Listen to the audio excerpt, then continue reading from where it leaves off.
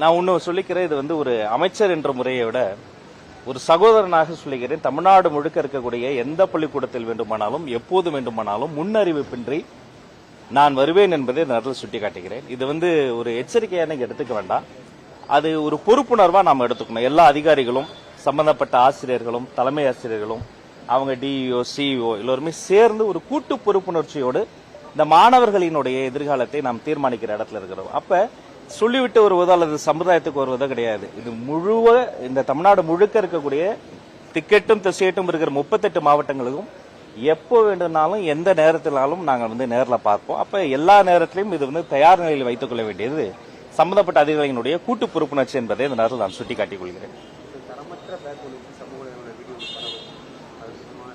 உடனடியாக அது சம்பந்தப்பட்ட அதிகாரிகளுக்கு விளக்கம் கேட்டேன்.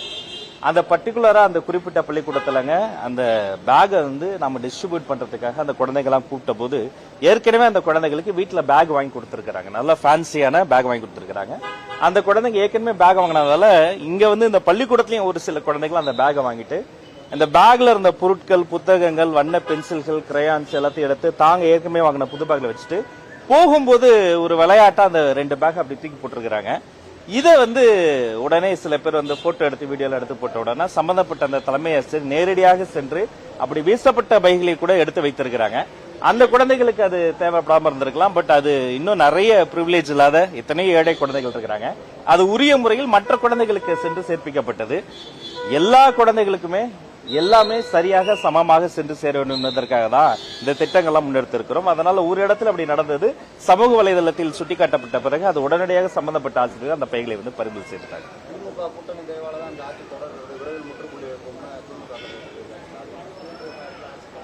ஒரு மூத்த அரசியல் தலைவர், முதிர்ச்சியான ஒரு அரசியல் தலைவர், இன்றைய நிலையில் தமிழ்நாட்டில் இருக்கக்கூடிய ஒரு சீனியர் மோஸ்ட் பொலிட்டிஷியன் கூட அப்படி சொல்லலாம், முன்னாள் முதலமைச்சர் மு.க. ஸ்டாலின் அவர்கள் அப்படி கூறியிருக்க வேண்டாம். அந்த சாய்ஸ் ஆஃப் வேர்ட்ஸ் வந்து அவர் தவிர்த்திருக்கலாம்.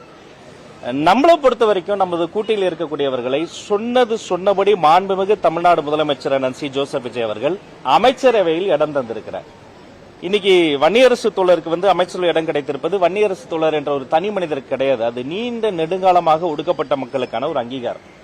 இன்னைக்கு வந்து இந்திய யூனியன் முஸ்லீம் லீக் வந்து இத்தனை ஆண்டுகள் சுதந்திரத்துக்கு பிறகு முதல் முறையாக அமைச்சர்கள் இடம் பிடித்திருக்கிறது என்பது குரலற்றவர்களுக்கு குரலாக ஒலிப்பதற்கான அடையாளம்.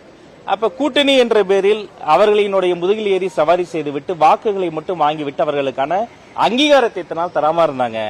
முதல் முறையாக வரலாற்றிலேயே முதல் முறையாக தமிழக அரசியலில் அதை மாண்புமிகு முதல்வர் சி ஜோசப் விஜய் வந்து அதை நிறைவேற்றி காட்டியிருக்கிறார். உங்கள் மூலமாக அவருக்கு நான் மீண்டும் ஒரு நன்றியையும் பாராட்டுகளையும் தெரிவித்துக் கொள்கிறேன்.